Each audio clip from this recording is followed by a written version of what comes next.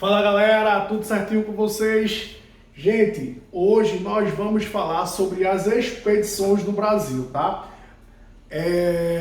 E aí, antes de falar sobre as expedições, deixa eu explicar o que danado são expedições. Expedições se caracteriza quando um grupo de pessoas ela decide desbravar o nosso país, tá certo? E durante o período colonial nós temos duas passagens distintas, com objetivos diferentes, com características diferentes, mas que tinham essa perspectiva, que tinham esse objetivo de expedições, de desbravamento, tá? E antes de falar sobre isso, deixa eu só fazer um mapazinho aqui, um mapazinho histórico para a gente ter uma noção. Eu posso dizer que eu tenho a chegada dos portugueses aqui de 1500 e eu tenho de 1500 a 1530, o que nós chamamos de período pré-colonial. Nesse período denominado de período pré-colonial, não ocorre uma ocupação efetiva dos portugueses aqui no nosso país, ok? E de 1530 a 1800, eu posso botar 1822, que é o período da independência, mas eu tenho uma curiosidade aqui, que no ano de 1808, a família real portuguesa vem para cá e o Brasil, nesse períodozinho específico aqui, a partir de 1808, ele se torna Reino Unido. É um fato até bem interessante da nossa história. Mas a independência do Brasil, de fato, só acontece aqui em 1822. Então essa fase aqui, a gente analisa que é o denominado período colonial. Tio Marquinho, por que você fez essa divisão histórica aqui nesses dois períodos aqui bem significativos? Vê só, gente. Nós iremos vivenciar um momento de expedição nesse período histórico e outro bem intenso, que vai ser, de fato, a parte protagonizada, a parte que vai protagonizar a nossa aula, que é justamente uma fase de expedições no período colonial. Mas cabe a menção, ou seja, cabe a reflexão, porque a gente vivencia esses dois períodos aqui de expedições no nosso país. Essa primeira fase aqui, ou seja, a gente tem um período de expedições aqui no chamado período pré-colonial, que a gente denomina de expedições guarda-costas. Tio Marquinho, por que a expedição guarda-costas? Porque no período pré-colonial, que é justamente esse período em que a gente vivencia essa fase do escambo, da vinda de imigrantes para cá. Sim, pessoal. Então, nessa fase aqui, que é o chamado período pré-colonial, nós temos essas expedições, repetindo aqui, recapitulando, que é importante, denominadas expedições guarda-costas, porque uma das principais características aqui do período pré-colonial era a vinda de europeus, daquelas caravelas, daquelas embarcações, para que o escambo, ou seja, a troca de produtos, fossem feitos.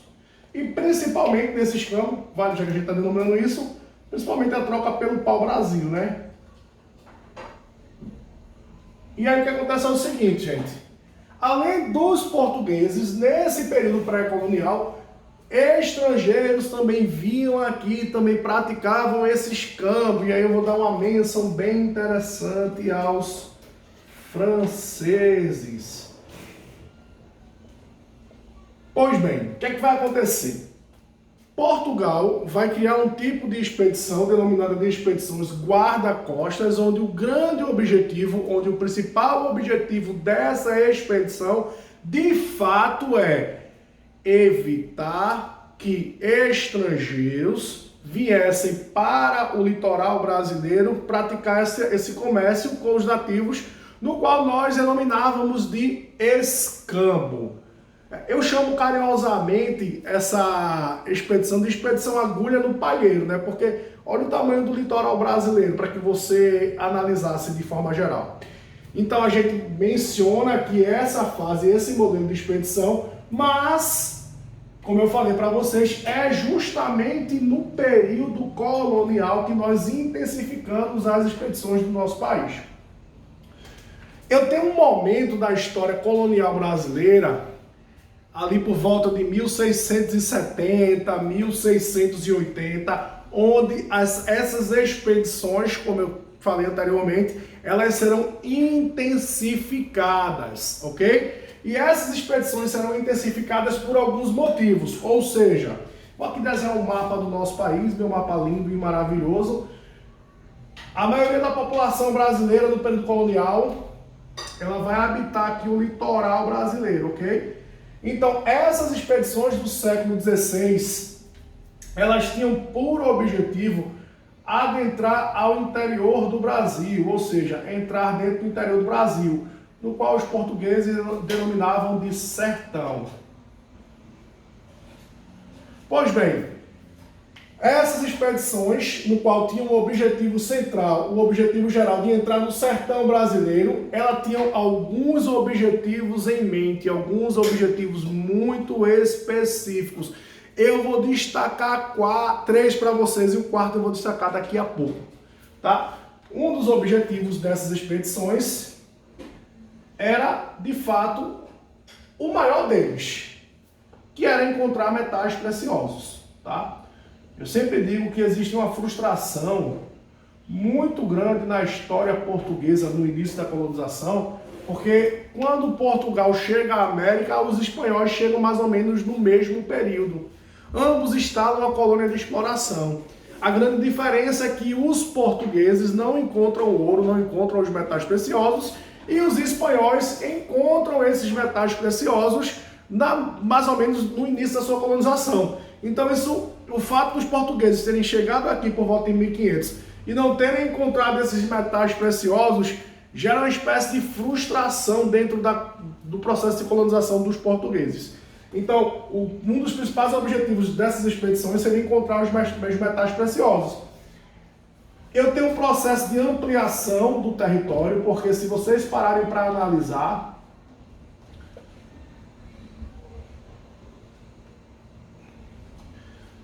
existe um descumprimento daquele Tratado de Tordesilhas e, por conta disso, tem uma ampliação do território com essas expedições aqui. E o outro tópico que eu não poderia deixar de colocar para vocês é a extração das chamadas drogas do sertão. Tio Marquinho, o que são essas drogas do sertão? Eu vou abrir ênfase aqui para explicar para você com muita calma. Vê só. No início da colonização, a gente vai ter a vinda de padres jesuítas para o Brasil com aquele objetivo muito romântico, né, de catequizar os índios, enfim. Pois bem, esses jesuítas vão entrar em contato com a cultura dos índios e vão descobrir que os índios utilizavam muitas ervas medicinais para a questão da cura, para a questão dos alimentos, para a questão de remédio mesmo, enfim. E a utilização dessas ervas, quando os jesuítas vão entrar em contato, eles vão levar esses produtos, essas ervas medicinais, esses produtos naturais, e vão vender na Europa. Então, esses produtos eles eram denominados de drogas do sertão. Então, um dos objetivos dessas expedições também era a extração das chamadas drogas do sertão. Pois bem, nós dividimos essas expedições aqui do século XVII basicamente em dois tipos, entradas e bandeiras.